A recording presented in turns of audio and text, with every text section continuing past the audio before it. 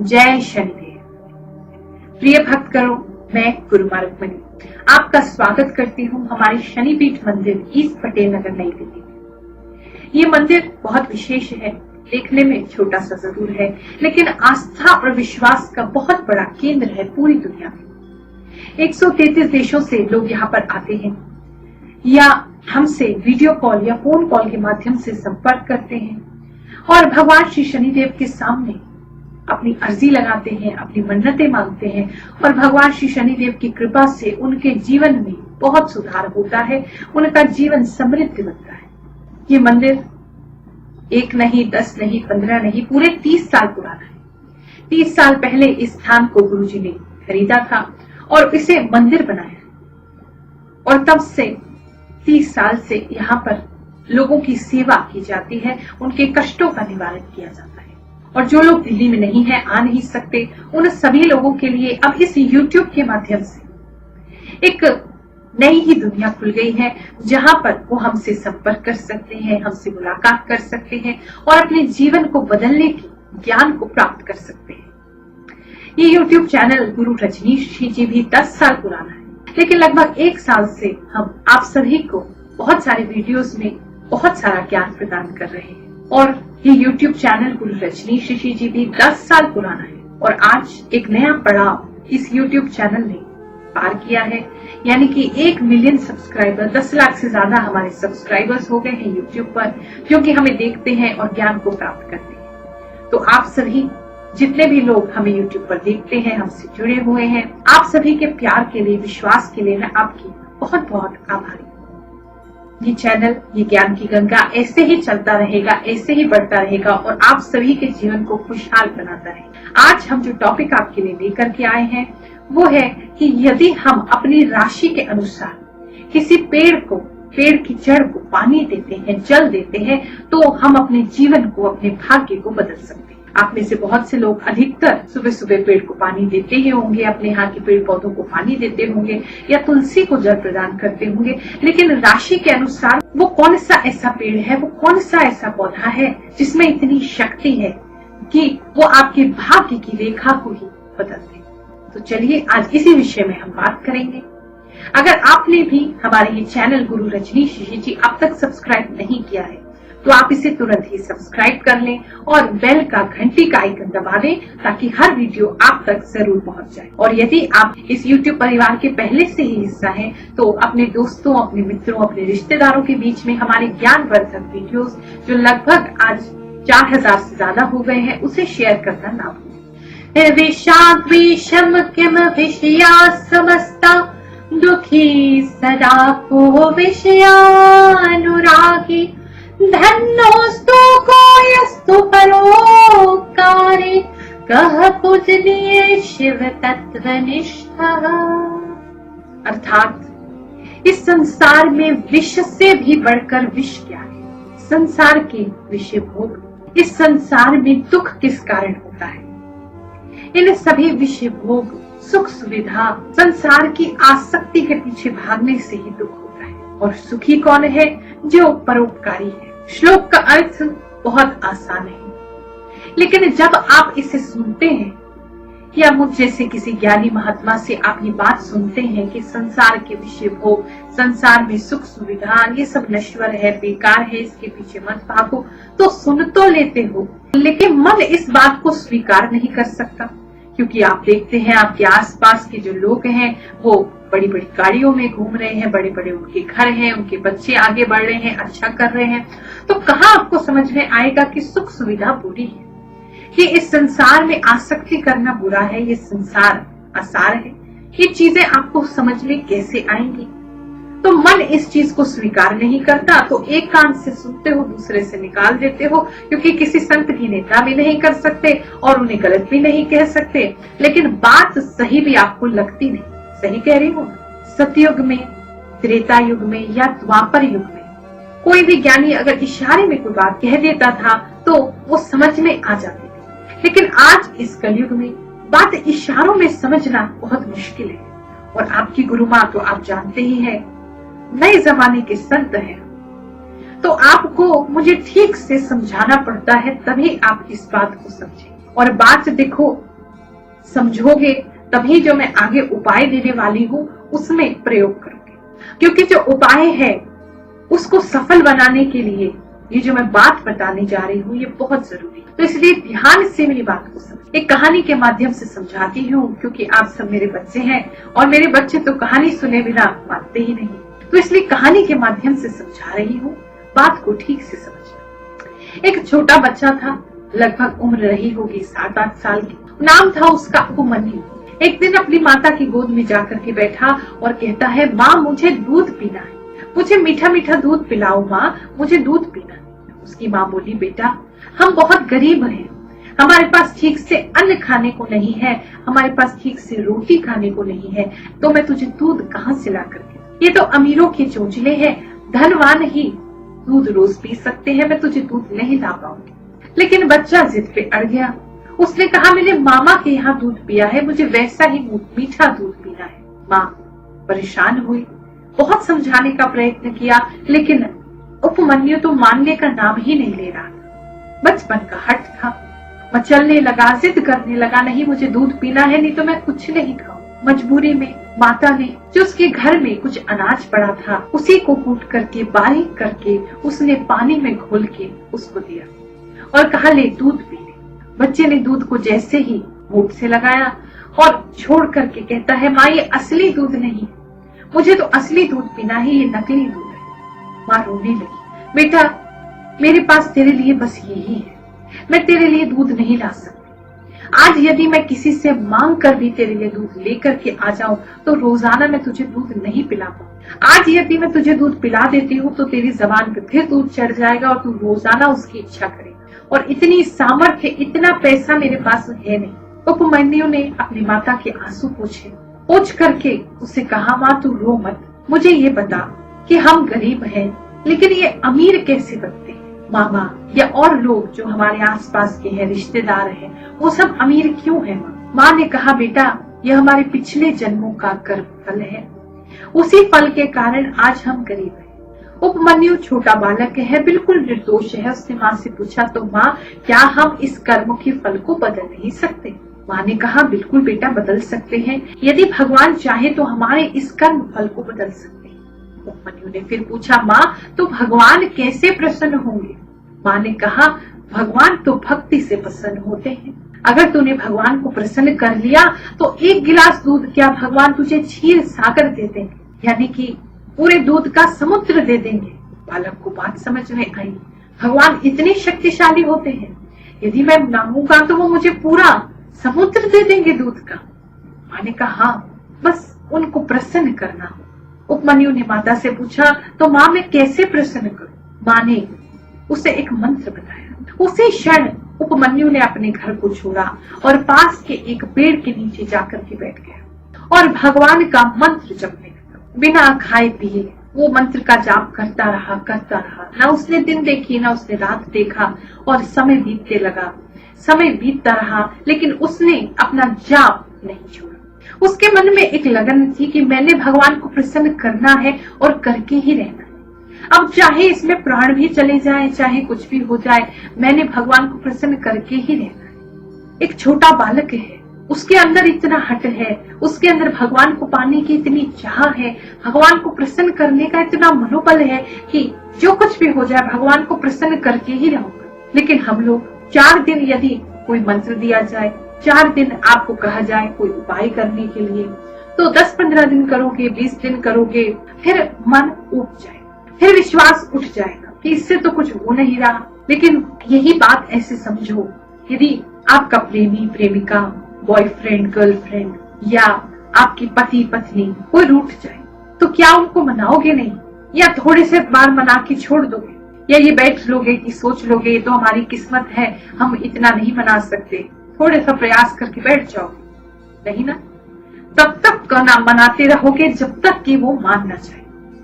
तो ईश्वर को भी तो ऐसे मनाओ, उतने ही लगन से, उतने ही विश्वास से कि जब तक मान नहीं जाते हम तो मनाते ही रहेंगे।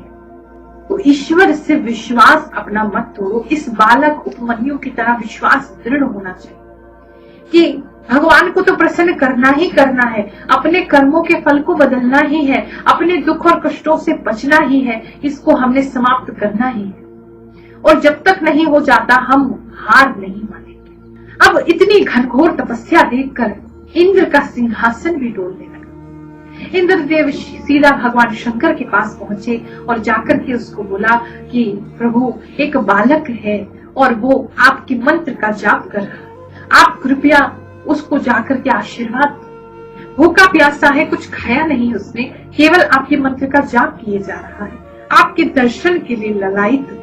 भगवान शंकर वहां से इस बात को सुन के अंतर ध्यान हो गए। कुछ क्षण पश्चात उस बालक के पास इंद्र देवता इरावत हाथी पर बैठ करके आए। इंद्र देवता ने कहा, हे बालक, तू भगवान शंकर की उपासना क्यों करता है? अगर तुझे कुछ करना है तो मेरा नाम ले। यदि तू मेरा नाम लेगा तो इस संसार में मैं तुझे सब कुछ दे दूंगा। ये सुनकर के उपमन्यु ने कहा कि हे इंद्रदेव, आप देवता हैं, आप पूजनीय हैं, मैं आपको नमन करता हूँ, लेकिन अपने आराध्य के लिए मैं कुछ भी नहीं सुनूंगा। मेरे भोलेनाथ को, मेरे शिव शंकर को, मेरे आराध्य को कुछ मत कहना। आप यहाँ से चले जाओ, मुझे कुछ नहीं चाहिए। और अब तो मुझे केवल उनका दर्शन चाहिए। जब तक वो स्वयं आकर के दर्शन नहीं करते, मैं उनका नाम लेता रहूं। इस बात को सुन के सीधा भगवान शंकर वहां प्रकट और बोले कि उपमन्यु, मैं तेरी अचल भक्ति से बहुत प्रसन्न हूँ। मैं ही था जो इंद्र के रूप में तेरी परीक्षा ले रहा हूँ। जी हाँ, भगवान शंकर उस बच्चे की परीक्षा लेने के लिए आए थे। उन्होंने ही इंद्र बन के उसको लालच दिया, लोभ दिया, लेकिन जब देखा कि इसकी भक्ति डिग नहीं रही, बिल्कुल भी हट नहीं रही, तब भगवान ने उसको दर्शन दिया। भगवान ने दर्शन देके उसे कहा कि तुझे क्या चाहिए? उस बालक ने कहा, प्रभु, पहला मंत्र जब मैंने किया तब मुझे दूध चाहिए। फिर धीरे धीरे धीरे धीरे जैसे जैसे मैं आपकी भक्ति करने लगा, अंत तक पहुंचते पहुंचते मुझे कुछ भी नहीं, केवल आपका दर्शन चाहिए। क्योंकि ऐसा लगता है आपकी पूजा करने से ही, आपकी भक्ति करने से ही न जाने मैंने कितनी बार दूध का पान कर लिया। इतनी खुशी तो दूध को पीकर नहीं मिली थी जितनी आपका नाम लेने से मुझे मिली। भगवान शंकर बहुत प्रसन्न हुए। उन्होंने उपमन्यु को एक नहीं, दो नहीं, 1000 गाय प्रदान की। फिर गाय को रखने के लिए गौशाला भी थी। गौशाला को चलाने के लिए उन्होंने उसको बहुत सारा चारा भी दिया। अब गायों का ख्याल रखने के लिए उन्होंने उसको और उसकी माता को एक भवन, एक बड़ा सा घर भी दिया और सारी सुख सुविधाएं धन धान्य से परिपूर्ण करके भगवान शंकर उपमन्यु को आशीर्वाद देके अंतर ध्यान।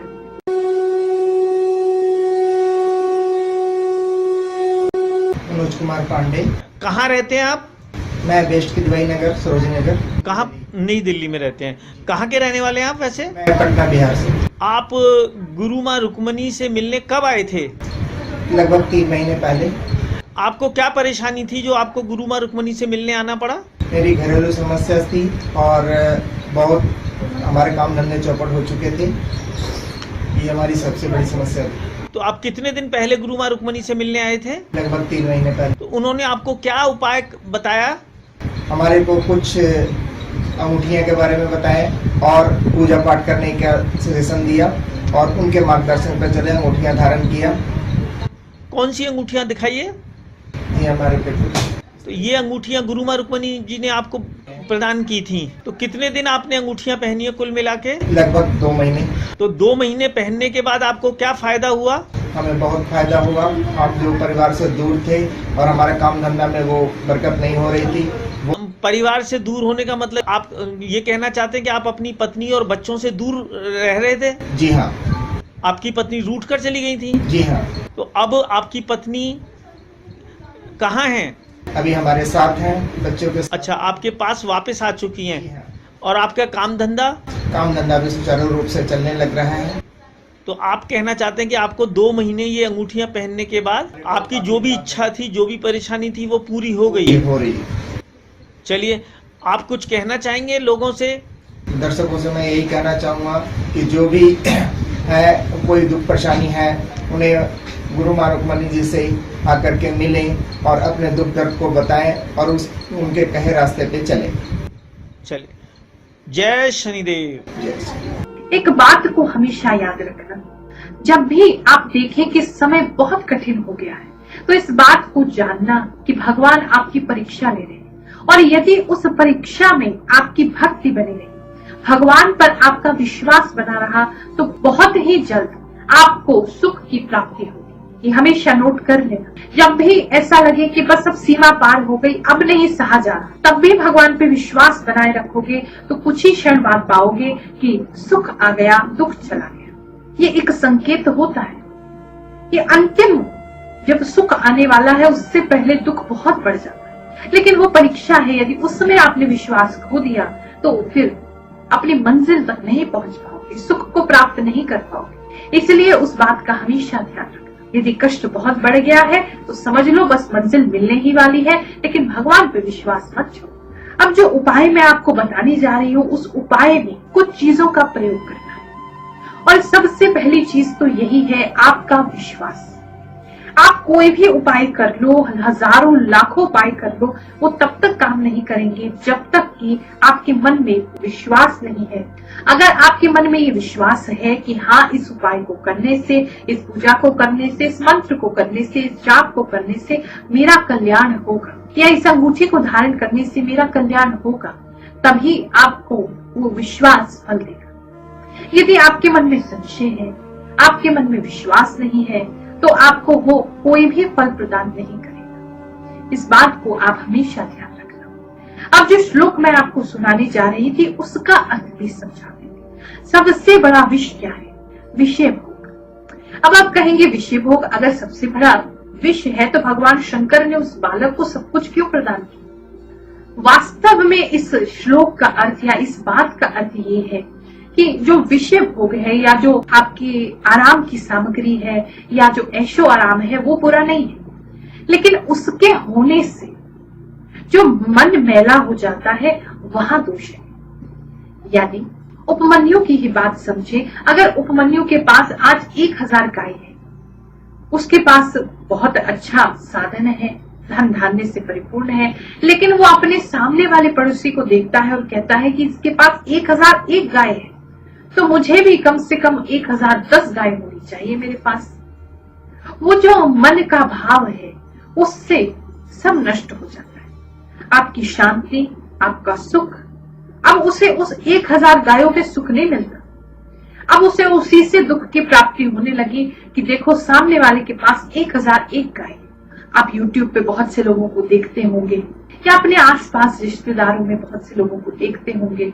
उन्हें देख करके मन में कहीं ना कहीं संकोच होता होगा, देखो आज ही हमसे कितने ऊपर बढ़ गए हैं, इनके पास सब कुछ है, हमारे पास नहीं है, ये सुखी है, हम सुखी नहीं है। तो वो जो भाव है वो दुख का कारण बनता है। तो इसलिए ना तो धन बुरा है, ना धन से कमाई हुई चीजें बुरी है, ना ही ये सुख सुविधा बुरी है, लेकिन मन में इससे लालच, मन में असंतोष, मन में फिर से भागने दौड़ने की इच्छा कि हम फिर इन चीजों के पीछे भागे, ये जो 99 का चक्कर है, अगर उसके अंदर आप भागते रहोगे तो सब कुछ नष्ट हो जाएगा। विष के समान है, ये अंदर ही अंदर आपको नष्ट करेगा। तो सुखी कौन है?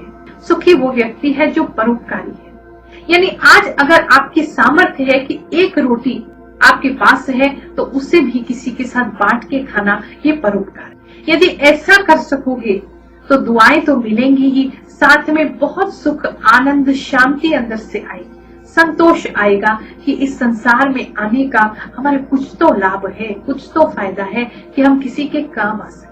लेकिन बार बार मैं आपको एक बात बोलती हूँ कि जो लोग सोचते हैं कि कोई चीज हमारे काम नहीं आ रही, वो हम किसी को दे दे, वो परोपकार नहीं है। जो चीज आपके काम की है, फिर भी आपके मन में यदि भाव आता है कि कोई जरूरतमंद आपको दिख रहा है और उसके साथ आप उसे बांटते हैं, वो परोपकार है। तो वही मनुष्य सुखी है जो दूसरे के साथ बांट करके खाता है, और वो मनुष्य सबसे ज्यादा दुखी है जो केवल और केवल हमेशा इसी चीजों में पड़ा रहता है, यही सोचता रहता है कि कैसे मैं दूसरे से आगे निकलूं, कैसे मैं दूसरे से बड़ा बनूं। ऐसा व्यक्ति हमेशा ही मन में दुख पाता है। ज्योतिष शास्त्र में पेड़ों को, पौधों को बहुत महत्व दिया गया है, वास्तु शास्त्र में भी इसे बहुत महत्व दिया गया है, और बहुत से ऐसे पेड़ हैं जिन्हें जल प्रदान करने से हमें लाभ होता है। वैसे तो हम सब अगर किसी भी पेड़ पौधे को पानी देते हैं तो उसे खुशी ही होगी। कहते हैं ये भी एक योनि है, पेड़ पौधों में भी जीवन होता है। किसी पेड़ को मारने से, काटने से भी हत्या का पाप लगता है। अगर आप उसको पानी देते हो तो यानी आप उसे प्राण दे रहे हैं, क्योंकि उसी से वो अपना भोजन बनाते हैं। तो पानी देना किसी पेड़ को बहुत अच्छा है, किसी भी पेड़ पौधे को देना बहुत अच्छा है। लेकिन यदि हम अपनी राशि के अनुसार कुछ ऐसे पौधे या पेड़ को पानी देते हैं तो वो हमारे भाग्य को बदल सकते हैं। जी हाँ, बिल्कुल। अगर आप श्रद्धा और विश्वास से मैं जो आपको उपाय बताने जा रही हूँ उसको हफ्ते में एक बार भी कर लेते हो, अगर कर सको तो पूरे 365 दिन करो, नहीं कर सकते हो तो हफ्ते में एक बार यदि आपने इसे कर लिया तो आपके भाग्य की जो रेखा है वो बदल जाएगी। बिल्कुल, मैं आपको ये चैलेंज कर रही हूँ। अगर श्रद्धा विश्वास से आप इसे करते हो तो आपका भाग्य बदल जाएगा, हाथ की रेखाएं बदल जाएंगी, दुर्भाग्य आपका आपसे दूर हो जाएगा। करना क्या है और कैसे करना है, आइए अपनी राशि के अनुसार ये जानते हैं। चलिए बात करते हैं हम सिंह राशि की। अगर आपकी राशि सिंह है यानी कि लियो है, कुंडली के अनुसार या आपकी राशि के अक्षर के अनुसार, तो ऐसी स्थिति में आपने मदार का जो पेड़ होता है उसको जल प्रदान करना है हर रविवार। इस पेड़ को या तो रोजाना आप अपने घर में लगा लें और रोजाना आप जल प्रदान करें, अन्यथा हर रविवार को तो आपने इसको जल देना ही देना है। यदि ये पेड़ आपके आसपास नहीं है, प्राप्त नहीं कर पा रहे हैं, तो सूरजमुखी का जो पौधा होता है उसको भी आप जल प्रदान कर सकते हैं। ये भी आपके लिए बहुत ही हितकर है। जब भी आप पेड़ को जल प्रदान करेंगे तो ईश्वर से अपने लिए प्रार्थना करना मत भूलिए। जो भी आप मांगना चाहते हैं उस ईश्वर से प्रार्थना करें और फिर उसके बाद उस जल को प्रदान करें और फिर उस पेड़ का आशीर्वाद लें। अवश्य ही ईश्वर की कृपा आप पे होगी। और जो कहानी आपको सुनाई है उस प्रकार से पूरे विश्वास से उपाय को करना, अवश्य ही आपका कल्याण होगा। हमारे द्वारा बताए गए किसी भी उपाय को करने के बाद भी कुछ समय से आप कर रहे हैं लेकिन आपको लगता है कि अभी उतना प्रभाव आपको नहीं मिल रहा है, तो इस बात को आप निश्चित रूप से जानिए कि आपके ग्रह कुंडली में बहुत खराब है। क्योंकि जब कुंडली में ग्रह बहुत ज्यादा खराब हो जाते हैं तो ऐसे में छोटे मोटे उपाय करने से हमें पूरा लाभ प्राप्त नहीं होगा। उस स्थिति में भी आप घबराए नहीं, आपकी गुरु माँ रुक्मणी आपके साथ है। हमारे नंबर आपकी स्क्रीन पर आ रहे हैं, उनमें से किसी भी नंबर पे आप हमारे यहाँ संपर्क करें, हमसे एक अपॉइंटमेंट बुक कराएं। व्हाट्सएप वीडियो कॉल पे हम आपसे बात करेंगे और जन्म कुंडली आपकी देखिए। अगर जन्म कुंडली आपकी नहीं है तो हम आपके चेहरे के हिसाब से आपकी जन्म कुंडली बनाएंगे। तो उसको देख करके जो भी ग्रह दशा आपकी विपरीत चल रही है, खराब चल रही है, जो ग्रह आपको सपोर्ट नहीं कर रहा है, हम उसका उपाय करेंगे तो निश्चित रूप से आपका जो भी समय बुरा है वो भी अच्छे में परिवर्तित होने लगेगा। और किसी भी प्रकार की आपकी समस्या हो, चाहे वो धन से संबंधित हो, चाहे वो पैसों से संबंधित हो, चाहे व्यापार से संबंधित हो, बच्चों की पढ़ाई लिखाई से संबंधित हो, किसी भी प्रकार की कोई भी शादी ब्याह प्रेम से संबंधित हो, हर प्रकार की समस्या का समाधान जन्म कुंडली में होता है। तो आप हमारी स्क्रीन पर जो नंबर्स आ रहे हैं उसमें हमारे यहाँ संपर्क करें। मुझसे, हमारे गुरु जी गुरु रजनीश ऋषि जी से या हमारे स्वामी जी स्वामी राज ऋषि जी से जिनका डेली का राशिफल आता है, उनसे भी आप संपर्क कर सकते हैं। बहुत से लोग इस बात को समझते नहीं है, पूछते हैं कि आपके यहाँ फीस क्यों ली जाती है। देखिए, इस व्यवस्था को चलाने के लिए, जो शनिपीठ मंदिर है इसकी व्यवस्था को चलाने के लिए ये जो वीडियोस हम आपके लिए लेकर के आते हैं, इसे बनाने में भी तो खर्चा होता है। डेली के हमारे यहाँ इतने सारे वीडियोस अपलोड होते हैं आपके लिए, आपको ज्ञान प्रदान करने के लिए, तो उसका जो खर्चा है और जो सामाजिक कार्य हम लोग करते हैं, सबसे पहले तो यज्ञों का आयोजन किया जाता है समय समय पर, और जो भी हमारे यहाँ धार्मिक अनुष्ठान होते हैं उसके अलावा जो हर शनिवार मंगलवार को हम लोग प्रसाद वितरण करते हैं, हलवे का प्रसाद बांटते हैं गरीबों के बीच में, जो भी भक्त आते हैं उनके बीच में, हर शुक्रवार विश्व कल्याण के लिए और अपने सभी भक्तों के लिए, अपने सब्सक्राइबर्स के लिए और जो भी लोग हमारे आसपास हैं हमसे जुड़े हैं उन सब के लिए यज्ञ करके उसमें प्रयोग की जाती है। और साथ ही जो लड़कियों को बहुत समय से, आज लगभग 8-9 साल हो गए हैं, लड़कियों को फ्री कंप्यूटर एजुकेशन हमारे मंदिर से दिया जाता है। बहुत सी लड़कियों का जीवन हमने इससे बनाया है, वो अपने पैरों पे खड़ी हुई है और अच्छी अच्छी जगह आज नौकरी कर रही है। तो बिल्कुल फ्री, जो मार्केट में 5 लाख तक का कोर्स कराया जाता है मल्टीमीडिया वेब डिजाइनिंग का, वो बिल्कुल फ्री ऑफ कॉस्ट में लड़कियों को करा रही हूँ पिछले 8-9 साल से। तो हमारे कंप्यूटर्स, इंटरनेट और बहुत सारी चीजें जो यहाँ पे लगती हैं उसे सीखने के लिए कोर्स को, वो उसमें ये सब प्रयोग करते हैं। तो इसलिए कुंडली दिखाने के माध्यम से जो भी आप फीस देते हैं वो इन सभी चीजों में प्रयोग की जाती है। और साथ ही आने वाले समय में जो एक नवग्रह शांति स्थान में बनाना चाहती हूँ, एक शक्तिपीठ बनाना चाहती हूँ, जहाँ पर के सारे धर्म के लोग, पूरी दुनिया के लोग आकर के अपने कष्टों का निवारण कर सके। दिल्ली में ही एक ऐसा स्थान बनाने की मेरी इच्छा है, उस सभी के लिए हम ये प्रयोग कर रहे हैं। तो इसलिए मुझे नहीं लगता कि आपको ऐसी कोई परेशानी होनी चाहिए। ऐसे शुभ कार्यों में, नेक कार्यों में अपना योगदान देते हुए आप सभी को अपना आशीर्वाद देती हूँ। भगवान श्री शनिदेव, सभी नवग्रह देवता, समस्त दैवी शक्तियाँ आप सभी का कल्याण करें, ऐसी मंगल कामना करते हुए जय शनिदेव। हमारे वेदों, पुराणों, धर्म ग्रंथों और ज्योतिष शास्त्रों पर आधारित उपायों को और अधिक जानने के लिए हमारे द्वारा बनाई गई और वीडियोस को यहाँ पर क्लिक करके आप देखते रहिए।